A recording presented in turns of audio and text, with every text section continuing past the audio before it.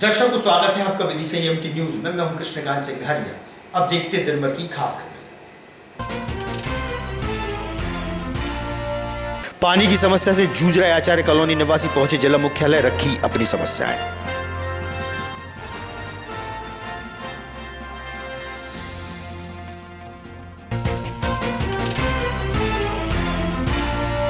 नया वर्ष को लेकर पुलिस बल ने निकाला शहर की सड़कों पर फ्लैग मार्च।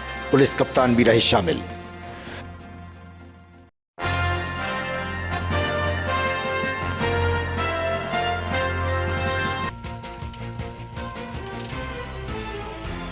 और बदलते मौसम के मिजाज के चलते सर्द हवाओं व घना कोहरे ने विदिशा को लिया अपने आगोश में। मानव जीवन हुआ प्रभावित।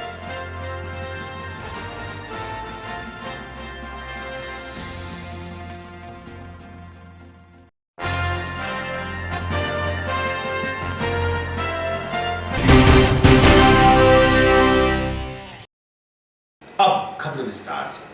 तमिलनाडु में संपन्न हुई हैंडबॉल प्रतियोगिता में विदिशा की स्नेह गौर ने सिल्वर मेडल जीता है। सोमवार को विदिशा पहुंचने पर रेलवे स्टेशन पर खिलाड़ियों के साथ अमित माझी ने स्वागत किया और उज्जवल भविष्य की शुभकामनाएं दी।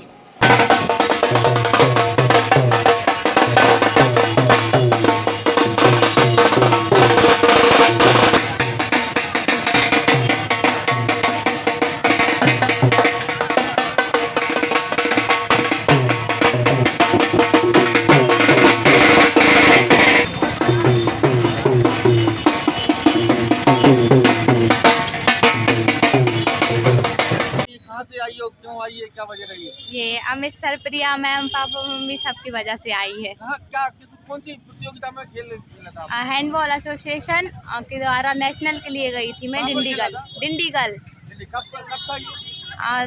20 दिसंबर से 30 दिसंबर तक। तो इसको जो आपने मेडल जीता तो इसके श्रेय किसको दिया जाता है? सर, मैम, मम्मी, पापा, सबको। माझी हूँ। क्या आज ही खुशी देखी जा रही है? ये हैंडबॉल फेडरेशन ऑफ इंडिया द्वारा जूनियर गर्ल्स नेशनल टूर्नामेंट आयोजित किया गया था तमिलनाडु के डिंडीगुल में। ये प्रतियोगिता 23 तारीख से लेकर 27 तारीख तक आयोजित हुई थी, जो कि हैंडबॉल फेडरेशन ऑफ इंडिया के द्वारा आयोजित हुई थी, जिसमें मध्य प्रदेश टीम का प्रतिनिधित्व करते हुए स्नेहा गौर ने सिल्वर मेडल प्राप्त किया है। मध्य प्रदेश रक्त सहायता समिति के अध्यक्ष उदय सिंह हजारी के प्रयासों से अभी तक 148 यूनिट रक्तदान किया जा चुका है। वहीं उनकी पत्नी सरोज हजारी द्वारा 40 बार एवं पुत्र व पुत्र वधू द्वारा भी रक्तदान किया गया है। उनसे हुई चर्चा। मैं Uday Singh Hazari, chairman MP blood aid committee, अध्यक्ष मध्य प्रदेश रक्त सहायता समिति विदिशा। इसका संस्था का उद्देश्य क्या था? कौन से सन में गठित हुआ था? और क्या मतलब इसमें आपके क्या विचार आए हुए थे उस समय?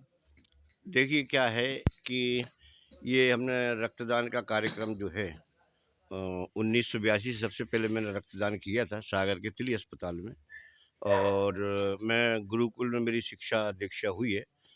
कक्षा 8वीं से लेकर कक्षा 11वीं तक मैंने खुरी गुरुकुल में पढ़ा है।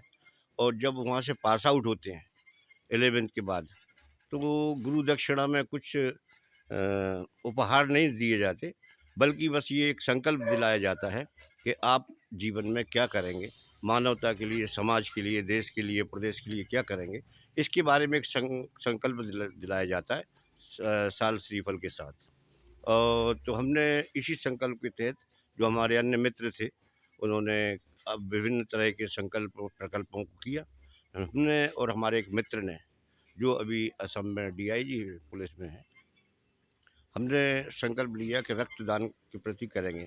हमारा जो एम ऑफ लाइफ है, लक्ष्य का उद्देश्य है, जीवन का उद्देश्य है, इसके लिए हम प्रयासरत रहेंगे। ज़रूरतमंदों को समय पर रक्त मिल जाए, इसके लिए भी हम भरपूर प्रयास करेंगे और करते चले आ रहे हैं। हमने 1994 में, जब वसीम अख्तर साहब कलेक्टर थे और एक बहुत छोटे से कमरे में ब्लड बैंक का संचालन होता था, उस समय शीशियों में ब्लड को एकत्रित किया जाता था। सुई मोटी रहती थी, पेनफुल, पीड़ादायक रहती थी, लेकिन अब जो है, अब पीड़ा नहीं होती और बहुत ही शार्पनेस तरीके से ब्लड का ट्रांसफ्यूजन हम कर देते हैं। और हमने 1994 में ब्लड बैंक की स्थापना की थी और उस समय तत्कालीन वसीम अख्तर साहब ने ब्लड बैंक का उद्घाटन किया था और हमारी संस्था मध्य प्रदेश स्तर पर पंजीकृत भी हुई थी। लगभग अभी तक कितने लोगों के लिए अपन रक्तदान की व्यवस्था करते थे? अभी तक कितने हमने घरों की चिराग को बचाते थे? अभी तक हमने अब देखिए, बचाने वाला तो परमेश्वर है, ईश्वर है। हम लोग तो सहभागी बनते हैं, एक कारण बनते हैं, लेकिन हम ये कारण बनते हैं और किसी की जीवन बचता है तो हम अपने आप को धन्य मानते हैं और सबसे बड़ी दौलत पूंजी मानते हैं जीवन की। अभी तक हमने लगभग 52,000 यूनिट रक्त एकत्रित किया है 295 रक्तदान शिविरों के माध्यम से, और स्वैच्छिक रूप से लोगों ने आगे आकर समाज सेवा का बेहतरीन उदाहरण पेश किया है। और कई नवप्रसूताओं की, एक्सीडेंट में घायल की, एनेमिक पर्सन की, रोगियों की जान बची है, समय पर उनको रक्त मिला है, और कोई भी ज़रूरतमंद रक्त के अभाव में मरा नहीं है, उसको भरपूर पूर्ति हुई है। हमने आपको बताना चाहेंगे कि 1999 से मध्य प्रदेश का ब्लड बैंक पूरे प्रदेश में नहीं बल्कि 5 प्रदेशों में अव्वल नंबर पर था। जिला मुख्यालय में जितने ब्लड के यूनिट्स रक्तदान अन्य 5 जिलों में नहीं होते, उससे लगभग 1.5 गुना रक्तदान हमारे विदिशा में संपन्न होते। ये सब हमारे जो युवा हैं ज़िले के, ये इनकी एक समाज सेवा की प्रकृति है और वो बहुत आगे आके करते हैं। हमने रक्तदान के शिविरों का विभिन्न प्रयोजन के हिसाब से भी किया। हमने जैसे भागवत कथा हुई हमारे यहाँ बाल विहार में, उसमें रक्तदान शिविर लगाए। दोनों रक्तदान शिविरों से हमें लगभग 270 यूनिट से अधिक रक्तदान प्राप्त हुआ। और मतलब मैं आपको बताना चाहूँगा कि स्टेज जो था, जो अपना जो व्यासपीठ थी, वो मध्य में थी और साइड में रक्तदान शिविर था। इधर लोग बाग धर्म लाभ ले रहे थे और इधर समाज सेवा का अद्भुत उदाहरण पेश कर रहे थे। हमने अपना शिविर जैसे भागवत कथा के अलावा और भी। हाँ, मैं मिसेस सरोज हजारी। हाँ है जी, अब आपके जो पति देव है उदय हजारी जी, वो रक्तदान करते हैं। आपको जब पता पड़ा था शादी के बाद, तो किस तरीके से आपके मन में फीलिंग हुई थी, कैसा लग रहा था आपको? नहीं, अब रक्तदान तो मतलब अच्छी बात है और उससे कोई समस्या नहीं होती, कई लोगों को उससे लाभ भी मिलता है। आप कितनी बार कर चुकी हैं रक्तदान अभी तक? हम भी 40 एक बार कर चुके होंगे। कैसा लगता है रक्तदान करने? कोई दिक्कत नहीं होती। हमारी बिटिया बहुत छोटी थी, कम से कम 1-2 साल की, तब से हम मतलब किया है। उसमें हमें कोई डर भी नहीं लगा और कोई दिक्कत वगैरह भी नहीं होती है। जी हजारी जी, यहाँ पर बात कर लेते हैं कि यहाँ पर जो आपके ससुर साहब हैं, सास हैं, जो रक्तदान करती हैं, कैसा लगता है? और आप भी रक्तदान करती हैं, कैसा महसूस करती हैं आप? अच्छा लगता है क्योंकि रक्तदान जीवन दान। आप मतलब एक ब्लड डोनेशन से किसी की जान बचाएं तो इससे अच्छी क्या बात हो सकती है। आचार्य कॉलोनी निवासी कुछ परिवार जिला मुख्यालय पहुंचे, जहां उन्होंने बताया कि लंबे समय से कॉलोनी वासी पानी की समस्या से जूझ रहे हैं। जिला मुख्यालय पर कॉलोनी के लोगों ने कलेक्टर साहब पानी दो, कलेक्टर साहब पानी दो के नारे भी लगाए। अनीता लोधी। लोधी जी, कहाँ रहती हैं आप? आचार्य कॉलोनी। जी, किस समस्या को लेके आई हैं? सर जल पानी की टंकी। हाँ, और 5 साल से तसल्ली दे रहे हैं। कहीं भी जाते हैं तो बोल देते हैं आवेदा कुछ नहीं होगा, कुछ नहीं होगा। जाए तो कहाँ जाए, कलेक्टर साहब के पास। अभी पानी कहाँ से ला रही हैं? पानी हेड पंप है तो सूखे जा रहा है, 1-1, 2-2 बाल्टी में थोड़ी ना काम चल रहा है।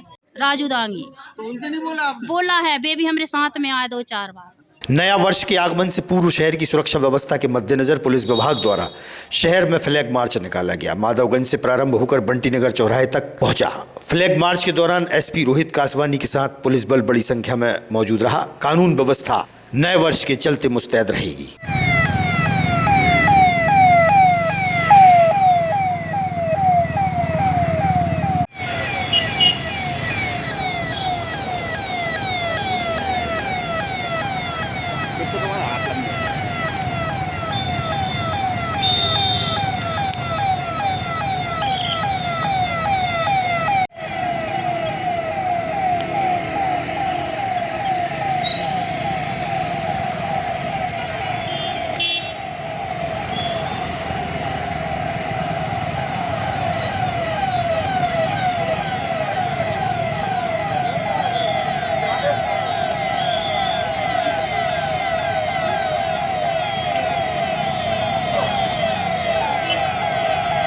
भूतपूर्व सैनिक कार्यलाल रघुवंशी को गुलाबगंज क्षेत्र में भूमि उपलब्ध कराई गई थी। उक्त भूमि पर क्षेत्रीय लोगों द्वारा जबरन कब्जा करने का मामला प्रकाश में आया है। भूतपूर्व सैनिक बहुउद्देशीय सामाजिक संगठन पदाधिकारी व कार्यकर्ताओं ने कलेक्टर से मुलाकात कर भूमि कब्जा मुक्त कराने की मांग की है और ज्ञापन भी सौंपा है।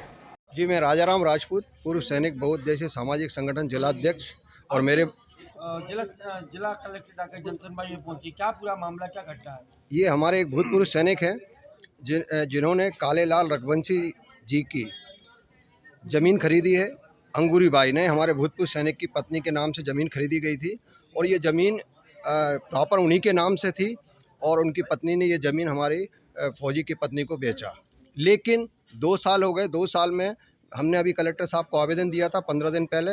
उन्होंने एक एसडीएम साहब से बात की कि आप इनके पास जाके मिलिए। एसडीएम साहब ने मेरे को आधे घंटा बात हुई, लेकिन उन्होंने बस यही कहा कि इनकी गलती है, इन्होंने पता कर लेना चाहिए किसका कब्जा है। जबकि जिसने ज़मीन बेची है वो कह रहा है हमारे परिवार में किसी का कब्जा नहीं था, ना मेरे परिवार से किसी से कोई लेना देना। करैया गांव में, गुलाबगंज तहसील में आता है। कुशावाहू ठाकरे खेल स्टेडियम में कनारा क्रिकेट क्लब द्वारा क्रिकेट प्रतियोगिता का शुभारंभ किया गया। लगभग 16 क्रिकेट टीमें भाग ले रही हैं। कनारा के सचिव नागेंद्र लोधी द्वारा जानकारी दी गई।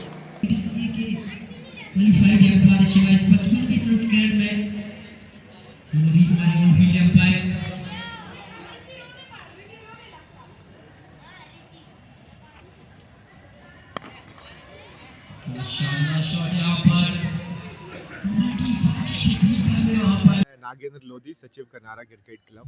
आज कुशावाहू ठाकरे पर जो टूर्नामेंट प्रारंभ हुआ इसमें किस तरीके की सुविधाएं और कौन कौन सी टीमें पधारी हैं? आज 55वीं कनारा क्रिकेट प्रतियोगिता का पहला मुकाबला खेला जा रहा है, जिसमें हमारे बीच बड़ौदा की टीम और जबलपुर डिवीज़न की टीम मैच खेल रही है, जो कल हमारे बीच आ गई थी। आज 28 तारीख को ये टूर्नामेंट शुरू होना था, पर बारिश के चलते ये टूर्नामेंट आज 31 तारीख से शुरू हो रहा है, जिसका उद्घाटन आज विदिशा एसपी केसवानी जी और नगर पालिका सीएम दुर्गेश ठाकुर जी व मेट्रो के जीएम रणवीर सिंह राजपूत जी द्वारा किया गया है। किस तरह की फैसिलिटी खिलाड़ियों को उपलब्ध कराई जा रही है? ए ग्रेड मैचों में जो फैसिलिटीज़ बीसीसीआई और एमपीसीए द्वारा प्रोवाइड की जाती है, उसी तरह की फैसिलिटीज़ हम लोग प्रोवाइड कर रहे हैं। होटल व्यवस्था है, भोजन की व्यवस्था है उसी तरह की, और बाकी विकेट है। एम्पायर इसमें डिवीज़न के कितनी टीम? 16 देश भर के 16 प्रोफेशनल्स क्लब की टीमें इस टूर्नामेंट में भाग की बात कर ले फर्स्ट प्राइज तो इसकी फर्स्ट प्राइज़ 1.5 लाख रुपए है, सेकंड प्राइज़ 1 लाख है और जो व्यक्तिगत पुरस्कार हैं वो अलग से है।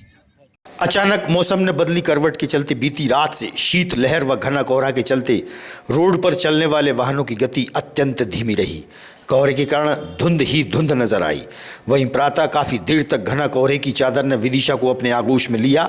घना कोहरा छाने के कारण आसपास का भी दिखाई नहीं दे रहा था। शीतलहर व कोहरे के कारण मानव जीवन प्रभावित रहा।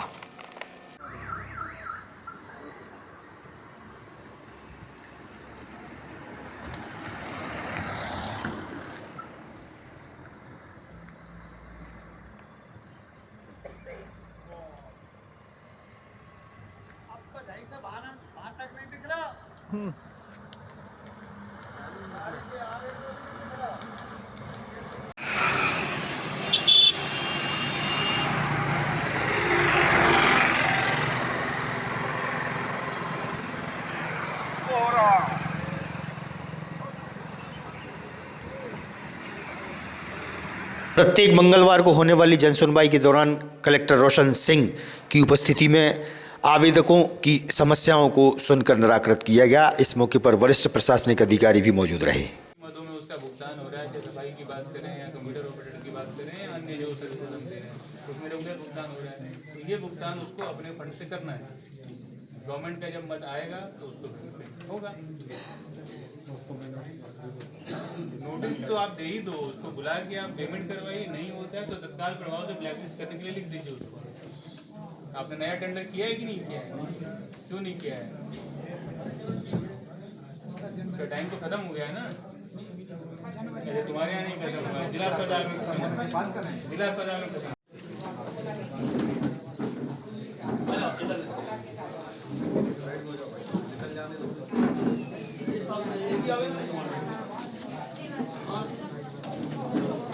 आज की खबरों को देते हैं पर विराम। आगामी खबरों के लिए आप देखते रहिएगा विदिशा EMT न्यूज।